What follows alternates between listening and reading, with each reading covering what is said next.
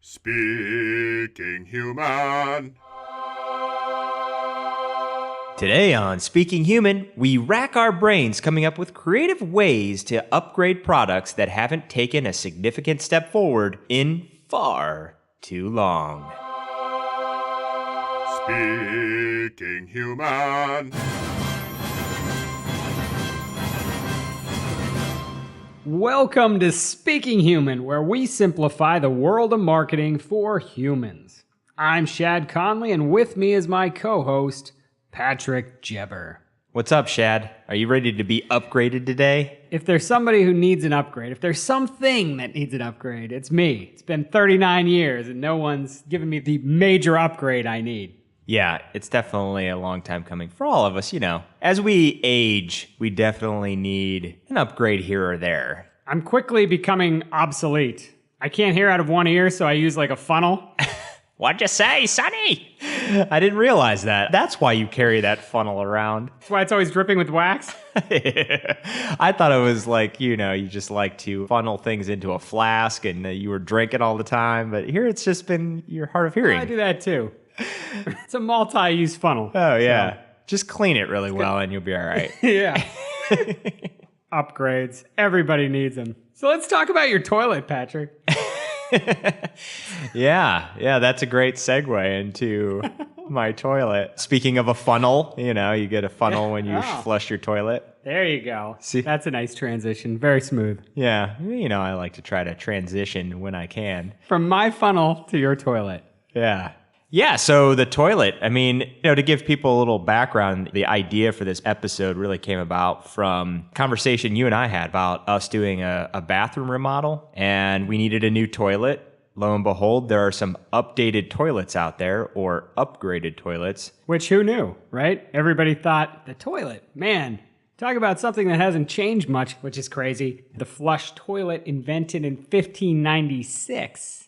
Didn't really become widespread until the 1800s, though. So, some good facts for everybody to know. Yeah, I mean, you sort of take it for granted, right? You go into your bathroom, you do your business, and you flush it. You know, unless there's a problem with your plumbing or something, you never really think about it. And that's how I was. You know, I never really thought about the toilet at all. And then when we were getting close to choosing some different things for the remodel, when you go into a Lowe's or Home Depot, hashtag last episode reference, it's surprising how many toilet options there are. It's a little overwhelming. Like, you think you're going to go in and you're going to just pick a toilet, right? And then you go in there and you see 25 toilets. They're all very similar, but there's a few that are definitely different than the others. And I had mentioned this to you, which is how the episode came to be. The one that we chose is an upgraded toilet. It's more water efficient. It's got a dual flush, so it's got a button on the top of the tank instead of that typical lever that you flush with. One side of the button is a light flush for light things, and one is for heavy flushing for heavy things. You could fill in the gaps there. Use your imagination. Yeah, and it also doesn't have that old toilet float in the tank. Which is awesome. And you and I had talked about that. I've replaced that thing more times than I can count in my old toilet. So I was really excited about this thing because it uses advanced technology, if you will. And how is that new toilet? How do you like it? So far, it's been great. The power flush, this toilet flushes like you're in a vacuum of space. Yanks that water down. Yeah. Yeah. You know, it's what we're going to get into on this show today. It's one of those things, you know, there's not a whole lot super different beyond those things you mentioned, like flushing power, water efficiency, things like that. There are some that have the bidet aspect, you know, or some sort of cleaning part in there. Beyond that, though, you know, you're not seeing anything radical. They're all kind of the same shape, the same look, the same design. You know, most of them are white porcelain, which I think is for a good reason. Yeah. You're not seeing a lot of things that are triangular or different in shape or color for whatever reason that is. That's just kind of the way it is. Toilets follow a similar model. Yeah. A lot of it has to do with industry standards. You can't change them so dramatically because, you know, everybody's got a drain that's the same size. Even if you're innovating and you're creating something new, it still has to be able to fit a majority of people's septic drains. You know, I mean, you can't create something that you're like, well, you're going to have to dig in an entirely new septic system, you know, and the sewer's going to have to be changed. And so I get that part of it, you know. Yeah, that's interesting. Things you don't necessarily totally think about. So there are innovations happening, even if we're not seeing them on a mainstream level. And I think that goes for most things. You know, you look around your house beyond the tech products, which change fast and often. I think a lot of the things we see mostly are like the toilet, where you're not seeing these giant leaps forward very often. They're just these staple products that stay the same and have stayed the same for a while. There's some change that happens over time, but it's not the giant leap forward like you see with a computer or the TV or something like that. Yeah, I'd agree. And a lot of times you don't even necessarily know about them until, like in my case, we had never done a bathroom remodel before. So I went and I saw these other options out there. I'm like, what is happening? I don't even understand. And it's sort of a little stressful because you don't know. Do we go with the tried and true, something that's been around for 200 years, like you said? Or do we go with this newfangled contraption that has buttons on top of the tank? Is that going to be something that's just as dependable as something that we've had, you know, with a traditional flush? And I think that's also why sometimes innovations or upgrades don't always take off as quickly as they probably could, because there's a level of fear that new things aren't going to be as reliable. Yeah, definitely. There's also that idea, you know, there's some things that you see where everybody's like, it's kind of like the infomercial thing where like, has this ever happened to you? And if you think about that problem all the time and you're like, this is the worst. I wish there was a solution to this. But then there's most other things where you don't even realize something is as much of a problem. You know, if you have a toilet that doesn't flush great, you might be slightly annoyed by it, but you're not, this is something I need to get a new one immediately to stop this. You know what I mean? Right. It's something you're aware of, but you're not seeking out a solution until you come to the situation where, okay, it's time to replace or get something new. And you're like, oh, there is something better out there. You know, I think of cordless phones. You know what I mean? People who had corded phones, they'd be like, this cord's annoying. But they weren't like, I got to get rid of this. Why aren't they doing something? Where's something else? Yeah. You know, but then the cordless phone came along and people got it and they're like, oh man, this is so much better. Until you actually like experience it, you don't realize how much better it is than what you had before. Yeah, and that's a great example. I mean, you know, you think back, I think back to my childhood, and we'd have a kitchen phone that had this really long cord that would always get tangled Curly up. cord? Yeah, the curly cord. You'd buy a long cord so that you could sit in the family room with the phone that was only in the kitchen. And when the cordless phone came out, it's so mind-blowing when you buy this thing that solves a problem that you knew you had, but you didn't know that they could solve it. And then you're like, wow. Yeah.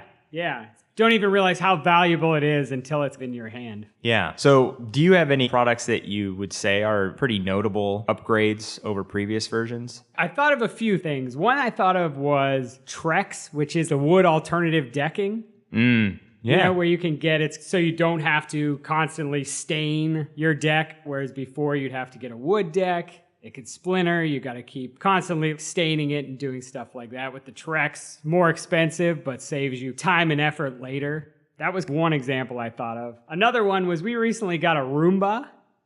Yeah. Which I thought this thing was going to be garbage. Yeah.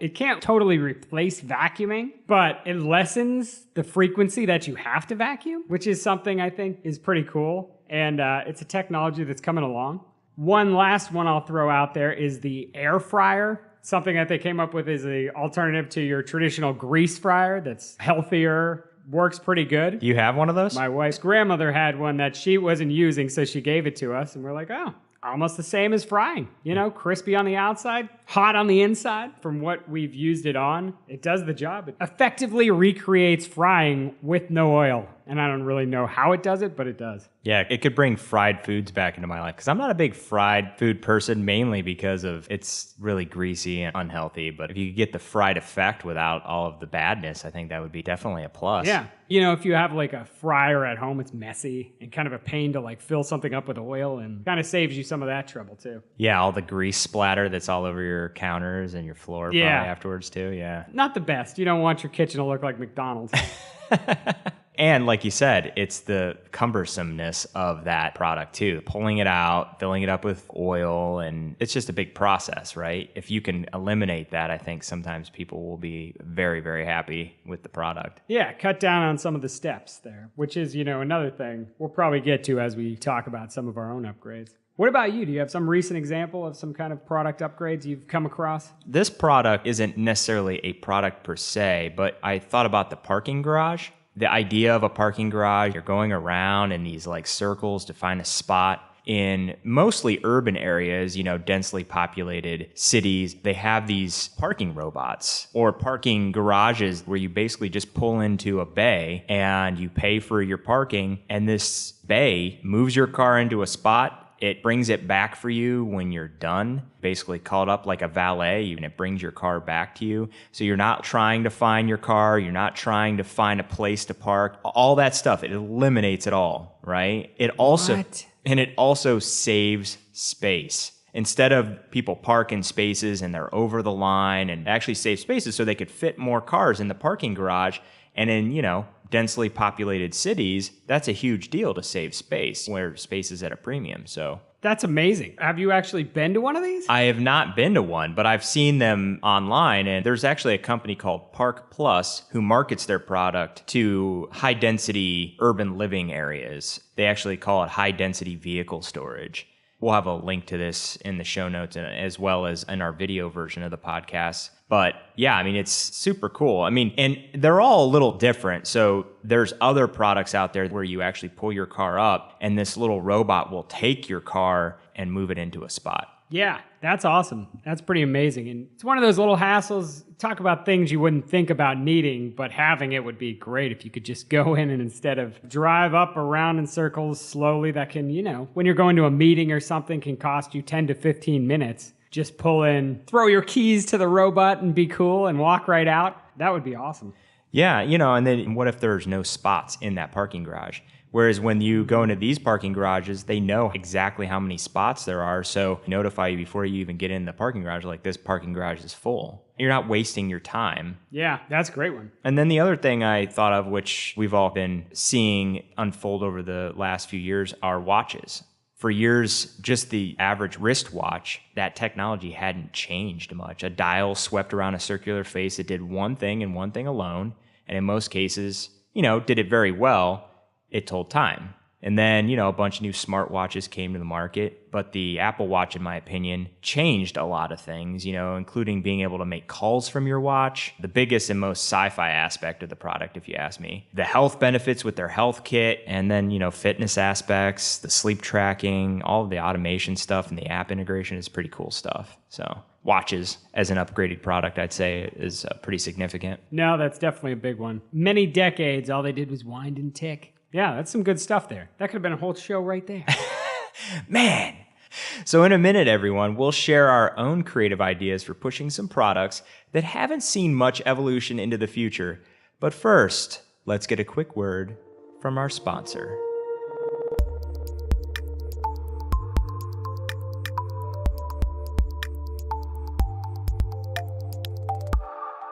Today's sponsor is Farmers Insurance.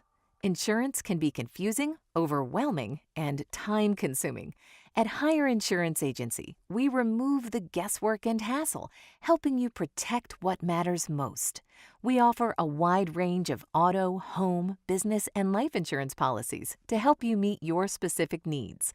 Call 844-543-3463 or visit hireinsurance.com. That's HYRE insurance.com for more information.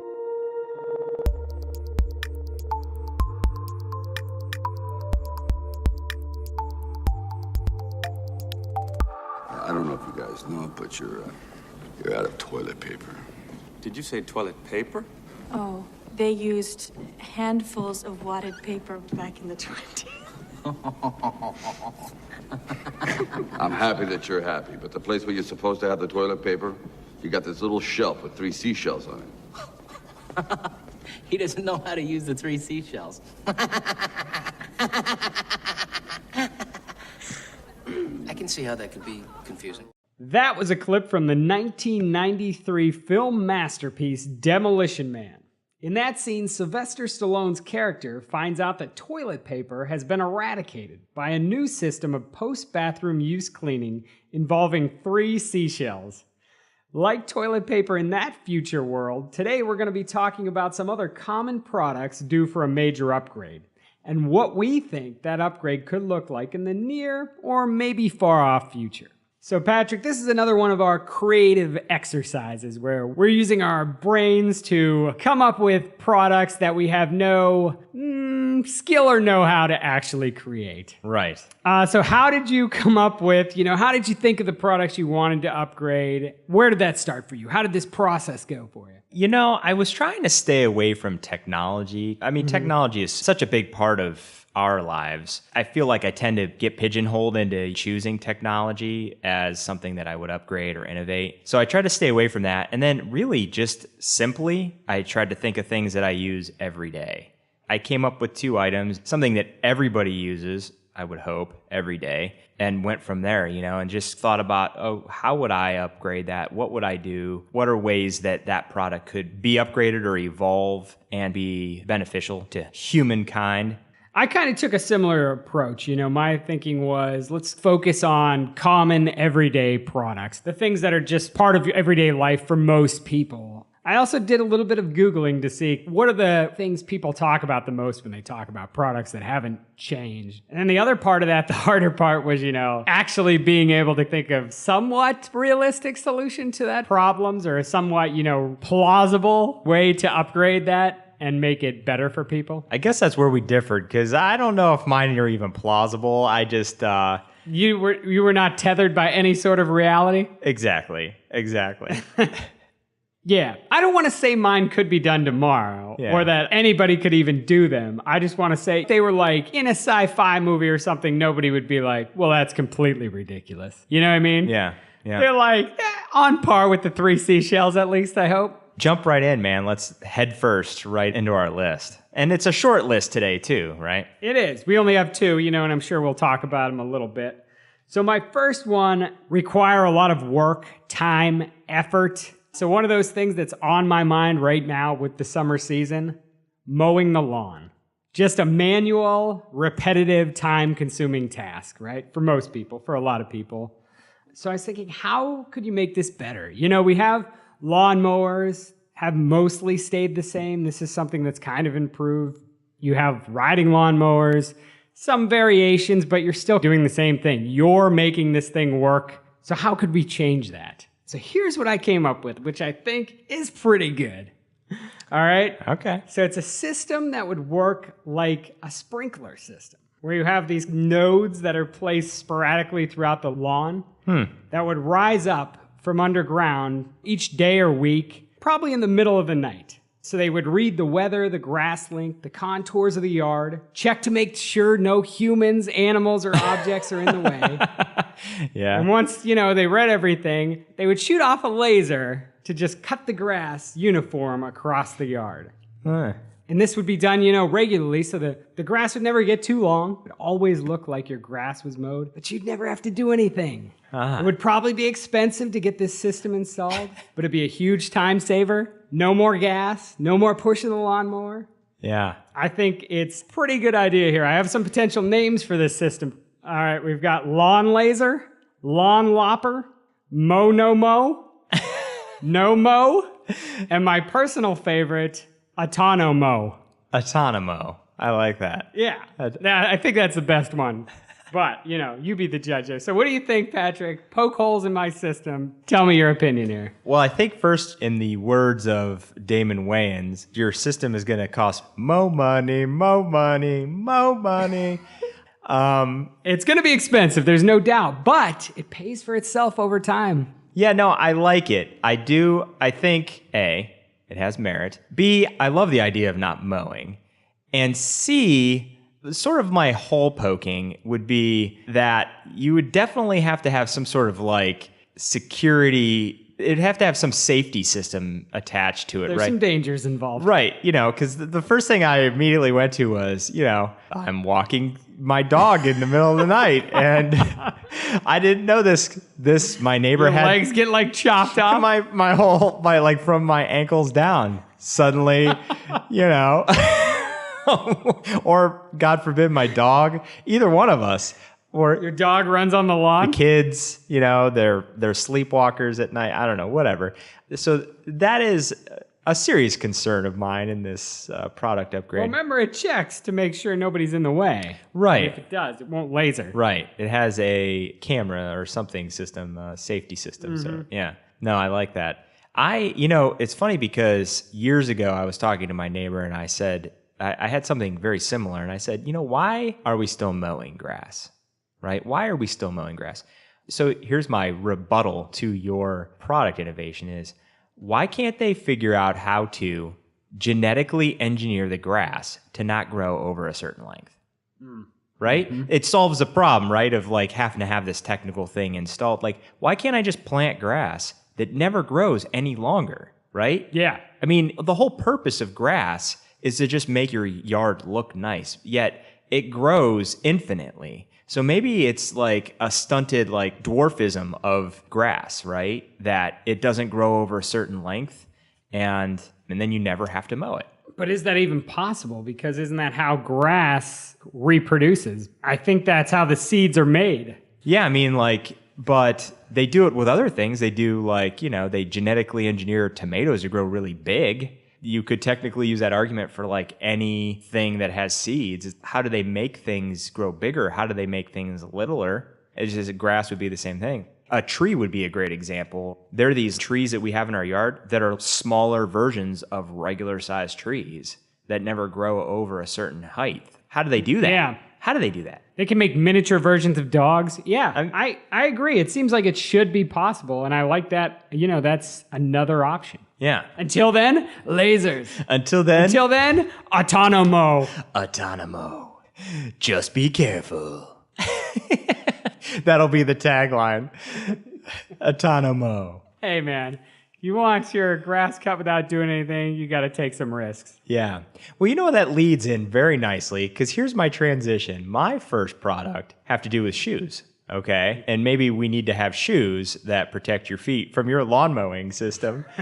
But I feel like this is a product that hasn't really seen major groundbreaking innovation in a really long time, right? We continue to just lace these things up on our feet and they don't do much more than they've always done. This is an area where we could definitely upgrade shoes. So I thought, why are shoes so heavy? Why can't they make them out of material that is lighter? Like wearing nothing at all, right? Maybe they don't have laces anymore. I think back to movies. You had Back to the Future 2 with the Nike self-lacing shoes. Yeah. Or Cloudy with a Chance of Meatballs. Have you ever seen that movie? I think I watched it with my son one time, but I don't remember much about it. At the beginning of the movie, this young kid he's an inventor and he creates spray-on shoes. And then his shoes, he never can get them off afterwards because he sprays them on. There's no way to get them off and they're indestructible. But why can't shoes be something that is less cumbersome, you got to lace them up every time. Shoes haven't really evolved.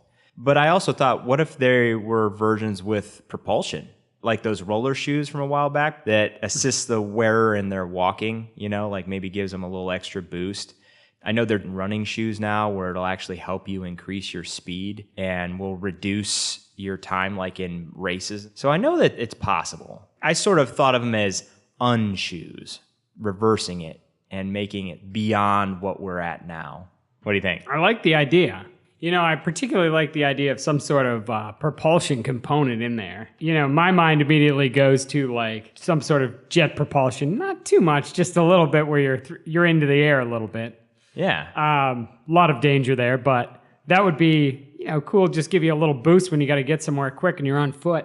Yeah. Maybe shoes that, allow you to never trip again. Maybe there's something that they could do there. Or even just a shoe that has some sort of, I don't know, helium or light component, where it's like so much easier to lift your feet. Yeah, like flubber.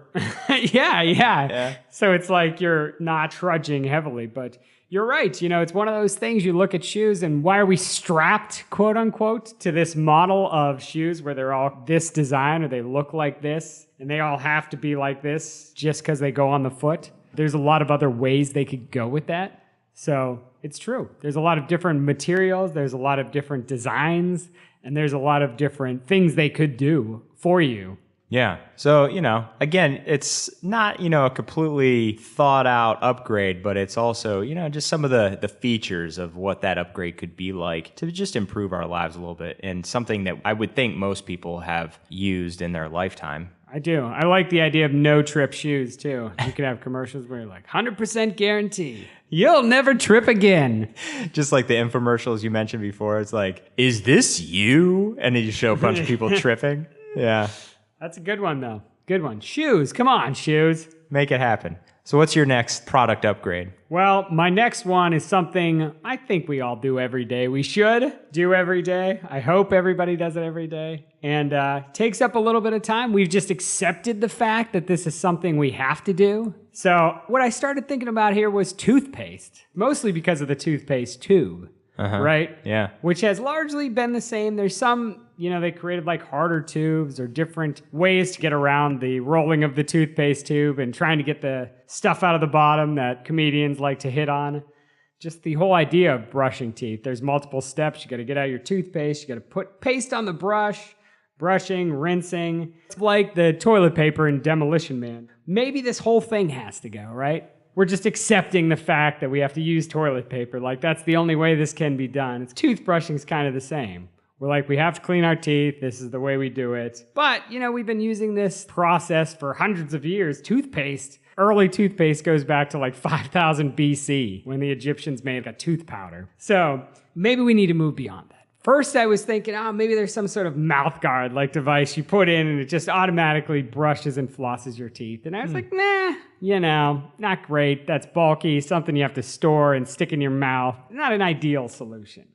So then I went in a different direction, which is a sort of spray you just put on your teeth at night and in the morning, where it essentially washes the teeth, while also forming a protective barrier that doesn't allow food or drink to penetrate the teeth for a significant period of time. So it's basically protecting them. It also helps your breath smell better in the process. So what we're doing here is we're eliminating the need for a toothbrush, toothbrushing, toothpaste in the bathroom. You just have this one spray, use in the morning and night, spray it along your tooth line. Saves you time in the morning and at night. Can be used on the go. Maybe offer you a better way to clean and protect your teeth.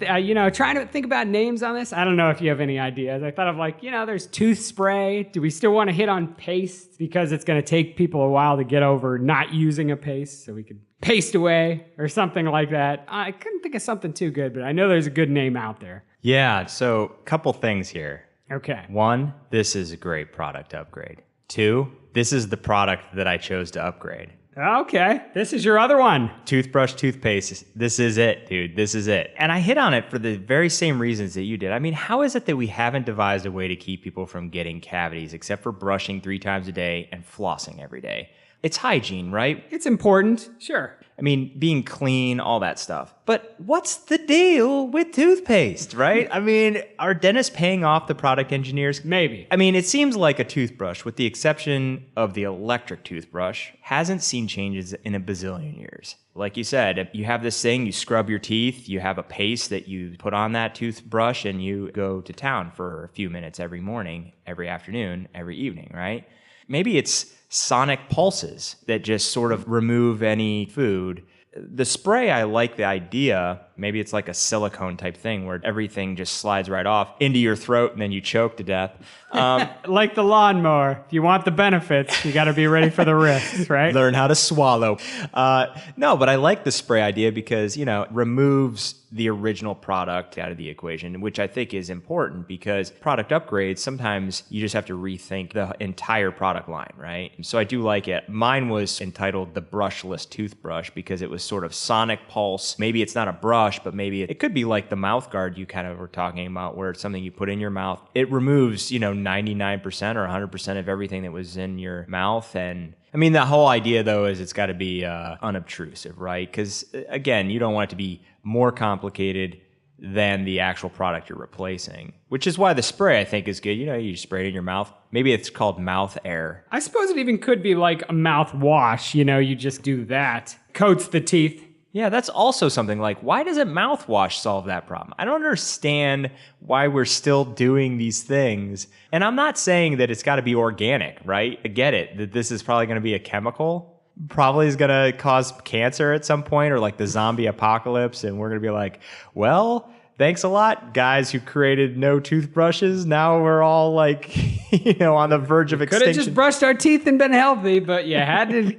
You had to go for it. You had to totally reinvent the toothbrush, something that worked fine. Good job.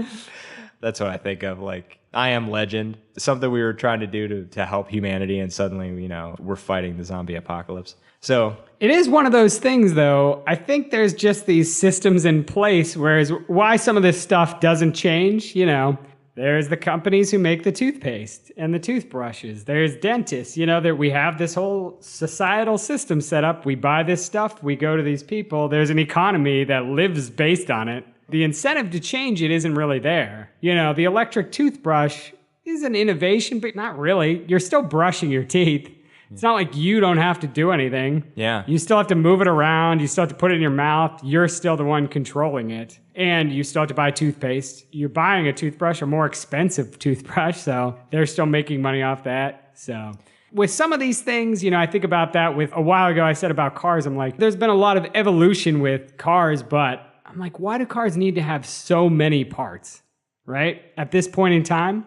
Couldn't we consolidate in some ways? Like, there's so many parts to cars. Do they need to have all these parts at this point in time? Yeah. Was there never a point in time where like, well, we don't need this anymore. We could probably like combine these two things together. But there's just like, well, we've got people who sell the cars, the people who repair the cars, the people who make the parts. I think there's just an incentive to keep the system the way it is for the most part. Yeah, there's always that, like we were talking about the toilet, there's a drain that goes into the sewer system and it's got to be a certain size. To radically change something could be disastrous for the product category as a whole. Or worse yet, the product will never take off because it's so revolutionary that people they can't accept it, or the product market will be like, no, we're not going to do that. We're not going to create accessories for that thing because that's ridiculous. We're never going to change all of those things about whatever was existing already, Or you need a giant company that can make change happen. And in a lot of ways, I think about Apple in some of those cases where they're like changing the connections to computers, like you need a big company to do it because otherwise, what's the incentive? There's no incentive. Yeah. No, totally agree. But obviously the toothpaste, toothbrush category, if we both landed on that, that's a big one in need of some change, some evolution. It does. It definitely needs change. Though people, listeners reading between the lines here, are probably like, these lazy guys just hate to brush their teeth. Yes, this is true. This is true. I also hate going to the dentist, which this would probably eliminate, right? Because if you had healthy teeth all the time, you'd never have to go get cleanings or whatever. And the dentists out there are like, man, these guys are just trying to put us out of business. Oh, they're trying to sink our biz. Yeah, you can still go there for a while. It take people a while to get adjusted. Yeah, for about like 50 years or so. And then that profession could evolve into mechanics that fix these products that fix their teeth. Yeah, becomes something else. Maybe they're involved in the chemistry of making something better. Mm-hmm. What are we going to do with all these toothbrushes? What are we going to do with the toothbrushes? So were there any other products that you thought, about upgrading but didn't? Yeah, I had a few. I'll hit on the big one here first is the iron. The iron itself I tried to think about. I tried to think about the ironing board. How could you make it better? I thought maybe you could make a dresser that irons your clothes somehow, but I couldn't quite get there. I couldn't figure out a better way that seemed real enough to me. So that was the big one.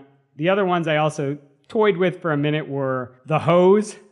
Yeah. That's got to be better. That's so bulky. Umbrellas, nail clippers, and the refrigerator, which refrigerators have changed design-wise, but more or less same size, same things. Yeah. I don't know what I'd want to be better, but I feel like there's a maybe more efficient way of operation or something like that to that. Yeah, I do like some of those high-end refrigerators that supposedly will tell you when you need to reorder certain things. Yeah. That's an epic upgrade to me. Like, just order the stuff. Have Amazon ship it to my house. I'm like, oh, I didn't realize we were out of milk. I'm glad the refrigerator ordered it for me. So Yeah, I'm surprised Amazon's not making refrigerators yet.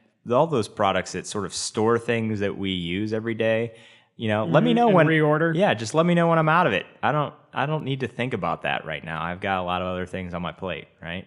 What about you? What's on your honorable list? So the razor, why are we still using a blade to cut our faces and women possibly their legs? I think it's just absurd. I feel like there's got to be a better way. I know there's laser procedures permanently remove hair from your body, but is there something like that you could do yourself, or is there something better than a razor blade? I feel like razor blades are just so medieval, right? I'm just cutting my face with a knife. A dangerous, sharp blade. Let me throw my Autonomo into the ring to do that, too. I think there's a version of that could apply there. Atana shave? Yeah, Autonashave. It's a spinoff. Yeah, Atana shave. You wake up in the morning, you're like, oh, man, I didn't want to shave. Where's my beard? And where's my nose?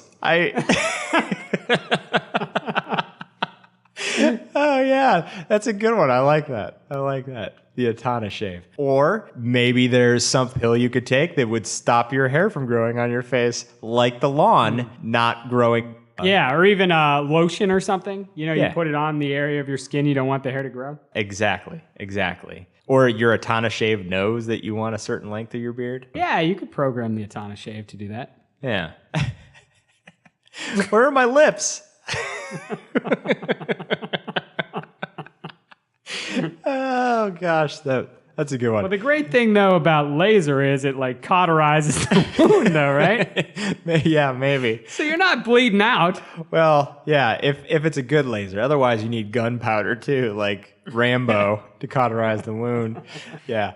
So the other things I thought of were medical tools and devices like a scalpel, right? What? I've said this for a long time. I know one day our descendants are going to look back on this era of human evolution, and they're going to be like, what were they doing? Like the Dark Ages. I mean, drilling into people's brains for surgeries.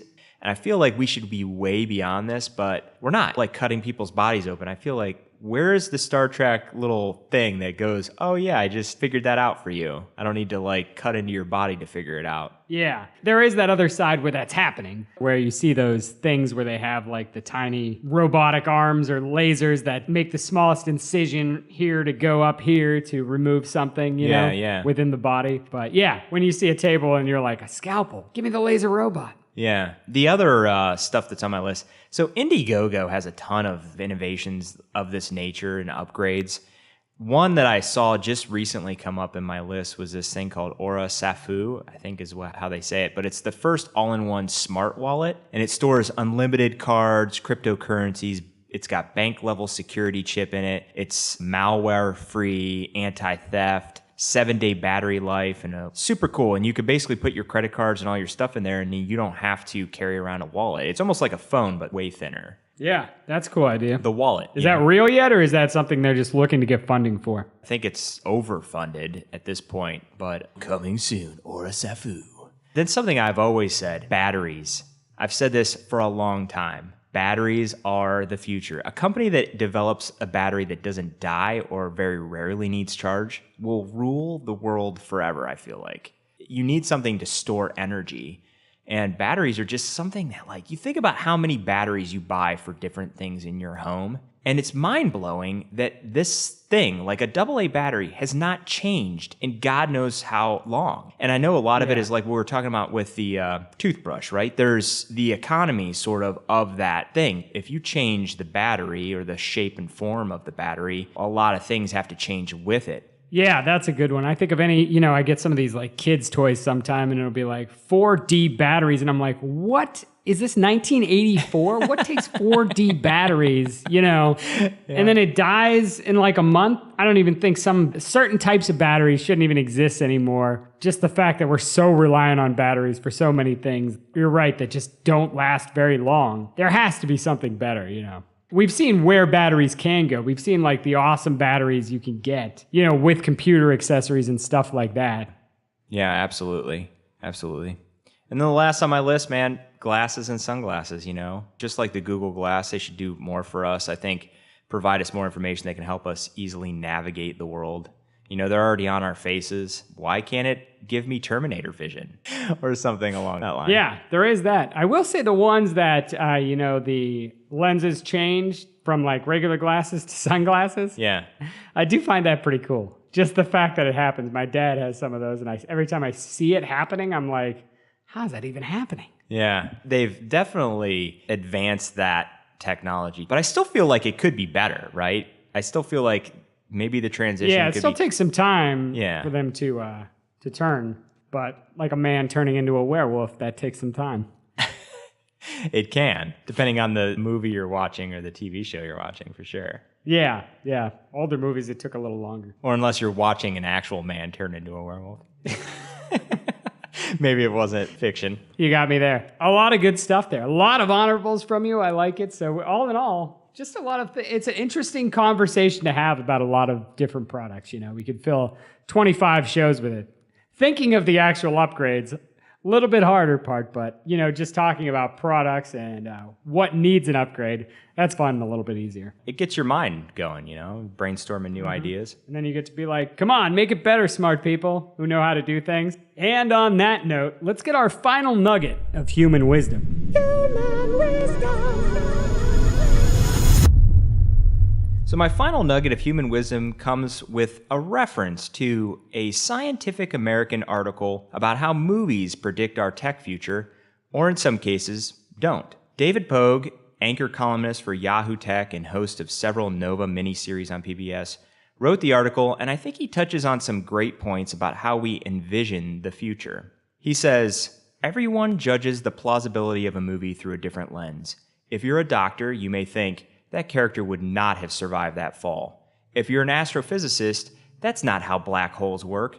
And if you're me, it's more like, what a dumb concept of future personal technology.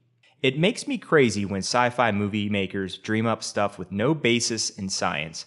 Human teleporters? Sorry, Star Trek. A bed that detects and cures cancer in seconds? No, Elysium. And that's a little excerpt of this article that I think sums up how we think about upgrades in our world and why sometimes pushing the boundaries and making things exponentially better get nixed even before they're created. And sometimes, just like he said, and we even talked about a little bit earlier in the podcast, there's no basis in science and reality. At least the reality we live in right now.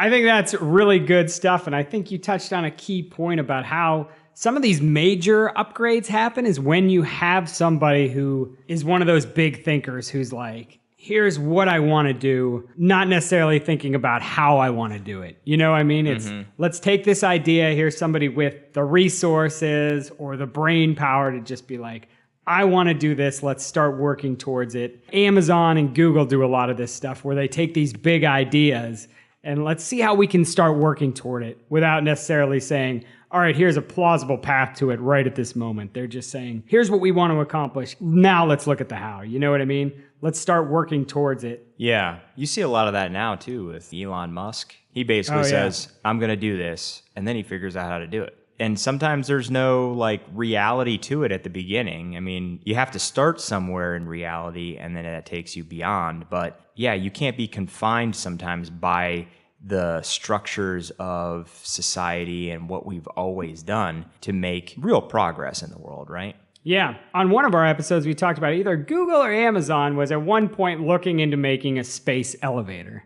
Oh, yeah. An elevator to space, which sounds crazy to all of us, but obviously there was enough there where they're like, let's do it. That way of thinking is what helps us take big steps forward as human beings. Yeah, in our unshoes.